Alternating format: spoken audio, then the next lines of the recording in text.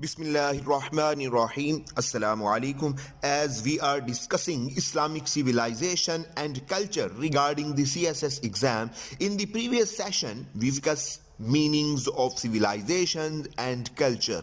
Now today's session will be going on distinctions of Islamic civilizations. Under this heading we will come to know about introduction of man-made and Islamic laws, history of evolution of Islamic law, comparison of man-made and Islamic law, crimes and their Islamic punishments. Are the Islamic punishments barbaric?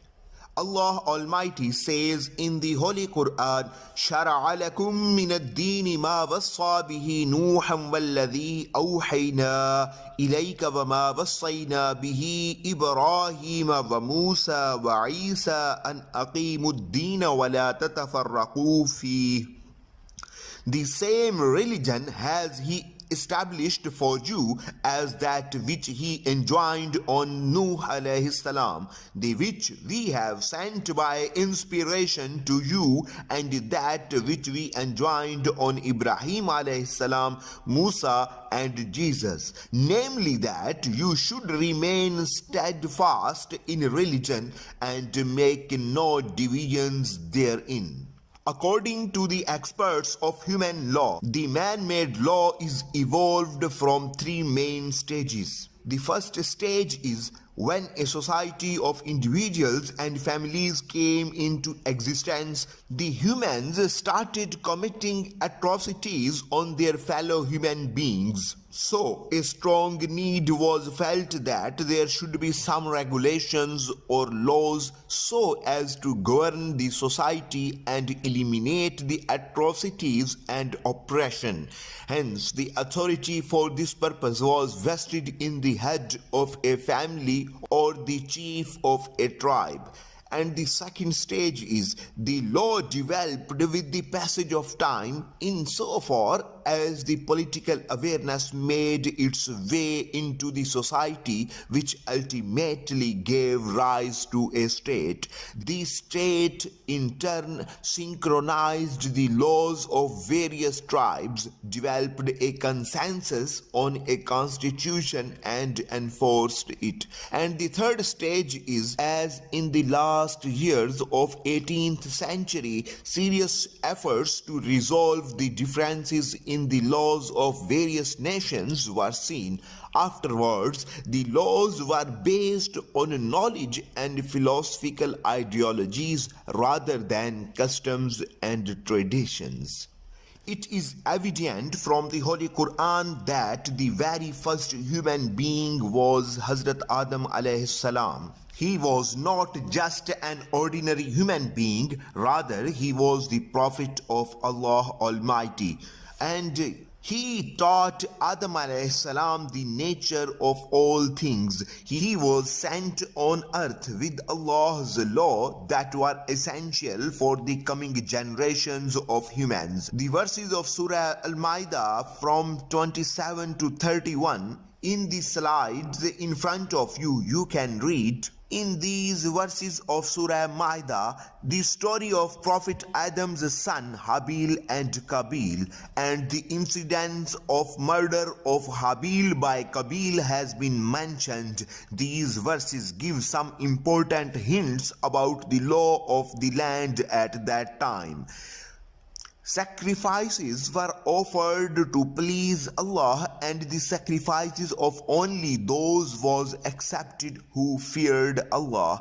When Qabil or Cain, overwhelmed by his bestial instinct, was about to kill Habil or Hebel, who is his brother, Habil said, I shall not raise my hand against you to kill you. Indeed, I fear Allah, Lord of the worlds. After murdering Habil, Qabil concealed his act fearing the law and the society. This was also a law that if one person kills another person in retaliation, he shall not be held responsible for an act of murder. After Prophet Adam alayhi salam, the prophets came and decided matters in the light of Allah's commandments. Man-made laws quintessentially require a sanction by the head of the family or chief of the tribe. The law is only when the state enforces it, otherwise not. On the other hand, Islamic law has been enforced by Allah Almighty, and it doesn't matter if a government or a ruler accepts it or rejects it. The law has been given by Allah, and defying or not following it as well as its violation shall invite punishments as well as Allah's wrath. Man-made laws are not endowed with the sense of a sanctity or reverence, and those who follow it do not think that they will be awarded with paradise or its violation will condemn them to hell. However, those who abide by the Islamic law think only exactly opposite to them. This is the very basis of Muslims' faith. Man-made laws are made to curb atrocities. These laws are silent if someone is not subject to tyranny or oppression and his rights are not being violated. On the contrary, Islamic laws are not only to curb the atrocities, it also has the capacity to guide the humans in all respects of human life. Islamic laws asseverate that man for perfection in his individual or social life is dependent on them. That is the very reason why Islamic law comprises not limited only to civil or criminal codes, rather it purifies the soul and inculcates high moral values in humans. That's why Islamic law is universal. Evolving from customs and traditions, today man-made law stands on the foundations of knowledge and philosophical ideologies, whereas Islamic law, since the beginning of the world, is based on divine guidance and the human nature. A comparative analysis of the history of Islamic and man-made laws answers numerous questions which may arise in a person's mind. For instance, what is the status of man-made laws and the punishments prescribed for various crimes in comparison to the law laid down by Allah Almighty? Now, let's have a brief account of various crimes and their prescribed punishments in Islam, while simultaneously examining that are these punishments extremely severe and barbaric. Crimes, the punishment of whom has been mentioned in the Holy Quran only are as muharba or warfare and fasad fil ard. Murder, injury for injury, zina, qazaf, theft, drinking alcohol, and irtidad or apostasy. The defiance by someone of Prophet's decision in his life is termed as muharba or warfare. As far as the matter of spreading mischief in earth, that is fasad fil ard, is concerned, if a person threatens the lives, property, honor, etc. of others, then it comes under fasad fil ard. Murder, rape, robbery, and high-handedness all comes in the ambit of fasad fil ard. Allah in this context says in Surah Al-Ma'idah, إِنَّمَا جَزَاءُ الَّذِينَ يُحَارِبُونَ اللَّهَ وَرَسُولَهُ. The punishment of those who wage war against Allah and His Messenger, وَيَسْعَوْنَ فِي الْأَرْضِ فَسَادًا أَن يُقَتَّلُوا, and strive with might and main for mischief through the land, are أو يصلبوا execution or crucifixion أو تقطع أيديهم وأرجلهم من خلاف cutting off the hands and feet from opposite side أو ينفوا من الأرض and exile from the land ذلك لهم خزي في الدنيا ولهم في الآخرة عذاب عظيم. They will also face disgrace in this world and a heavy punishment in the hereafter world. Murder is the most heinous crime. Regarding this, it has been said, "Man qatala nafsan bighayri nafsin aw fasadin fil ardi faka'annama qatala an-nasa jami'a." If anyone slew or killed a person, unless it be for murder or for spreading mischief in the land, it would be as if he slew the whole people. Mentioning the Torah, the Holy Quran mentions وَكَتَبْنَا عَلَيْهِمْ فِيهَا أَنَّ النَّفْسَ بِالنَّفْسِ وَالْعَيْنَ بِالْعَيْنِ وَالْأَنْفَ بِالْأَنْفِ وَالْأُذُنَ بِالْأُذُنِ وَالسِّنَّ بِالسِّنِّ وَالْجُرُوحَ قِصَاص. We ordained therein for them life for life, eye for eye, nose for nose, ear for ear, tooth for tooth, and wounds equal for equal. The punishment for zina or adultery has been mentioned in Surah Al-Nur. الزانية والزاني فاجلدوا كل واحد منهما مئة جلدة. The woman and the man guilty of adultery or fornication flog or beat with a lash each of them with 100 stripes. This has also been mentioned in Surah Al-Nur for wrongly accusing a chaste Muslim. وَالَّذِينَ يَرْمُونَ الْمُحْصَنَاتِ ثُمَّ لَمْ يَأْتُوا بِأَرْبَعَةِ شُهَدَاءَ فَاجْلِدُوهُمْ 80 جَلْدَةً وَلَا تَقْبَلُوا لَهُمْ شَهَادَةً أَبَدًا. And those who launch a charge against chaste women and produce not 4 witnesses, flog them with 80 stripes and reject their evidence ever after. The punishment of theft has been described in Surah Al-Ma'idah. وَالسَّارِقُ وَالسَّارِقَةُ فَقَطَعُوا أَيْدِيَهُمَا. As to the thief, male or female, cut off his or her hands. The punishment of drinking alcohol and apostasy is established and proven from Ahadith and the Sunnah, that is the practice of the pious caliphs. Punishments for drinking alcohol is 80 lashes, while for irtidad or apostasy it is killing the person who commits such a detestable act. Are Islamic punishments barbaric? In this regard, a renowned scholar has said, "Are crimes which attract such punishments humane?"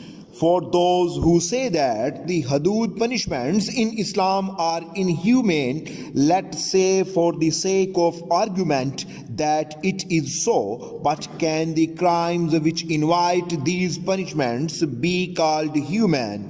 Having sexual intercourse without marriage, filching someone's belongings unrightfully, wrongfully accusing a chaste Muslim, and behaving like an animal after drinking alcohol, are not these inhumane acts? And if such crimes are punished befittingly, then what is the problem with that? If an organ of a body develops such an illness that may pose threat to the whole body, then that organ is amputated. According to a hadith, all humans are like one body. Men are the organs of this body. When a person commits a thievery or adultery, drinks alcohol, then that organ of the above mentioned becomes incapacitated. It will be harmful to the body. So it becomes inevitable to issue had on this organ to reform it. For the good of the whole mankind lies in its reformation. For instance, have a look at Saudi Arabia, where justice is not delayed and the legal proceedings are not prolonged. A person murders someone, the prosecution comes into action instantly, and upon finding that person guilty, he is beheaded publicly. The hands of a thief are also cut off. Resultantly, there are no crimes like murder or theft every other day, as it is the case with other countries. People go to offer their prayer without any problem, leaving their open shops behind, and no untoward incident takes place. Man can be glorified being only if he follows Allah's commandments, and when he violates or defies these commandments, he becomes valueless. Hence, a hand for whom Islam fixes a deed of 50 camels, when goes against Allah's commandments, it is amputated only in 10 dirham. It's also fallacious to say that stoning or lashing degrades humanity. In fact, it is that defiance and disobedience being punished which paid no heed to the limits prescribed by Allah. It is defiance that pays the price. A significant benefit of imposing the hudud is that it serves as an example to teach lesson to others. When a person is stoned or lashed publicly, the onlookers will learn a lesson and will not dare committing such crime. When a person whose hands had been cut off will come before others, then others will detest this criminal act. It's none of our business to discuss what the punishment of a crime should be. It is not ours, but is Allah's authority rightfully, as He is the supreme being in whose land man has committed a crime. Allah is the possessor and we are just the subjects. Only two options remain then. One, we do not consider ourselves as his slaves and subjects. Second, if we believe in his authority and absoluteness, then we do not have any right to object his decisions. Imam Al-Razi mentions a hadith in this context which starts that on the day of judgment, a ruler who had whipped one less lash than the prescribed limit will be presented before Allah Almighty, and he will be asked, "Why you did this?" The ruler will respond, "To have mercy on your slave." He will be asked, "Are you more merciful than Allah Almighty?" Then that person will be ordered to be taken to the hell. What the today's so-called modern and civilized world does to political antagonists and ideologically opponent people, charring sensitive organs with cigarettes, pumping water into the stomach, strip of the person with the women of his family, intermittent electric shocks, and ultimately killing by torturing physically and psychologically. Is a human being worth this kind of a brutal treatment? A human being may punish another human who is neither his creation nor his slave as he wishes. No one objects such contemptuous behavior. However, when it comes to Allah, who is the absolute Lord and the Master, award much milder punishment than the described. The objections of all kinds are raised from all corners of the Western world. In the modern world, we may find the example of China, where the punishment for an adulterer or a thief is death. If the hands of stealer are cut off in Islam, these pseudo-intellectuals start spewing fire. But if China awards death punishments for such crimes, they instantly become oblivious and shut their eyes.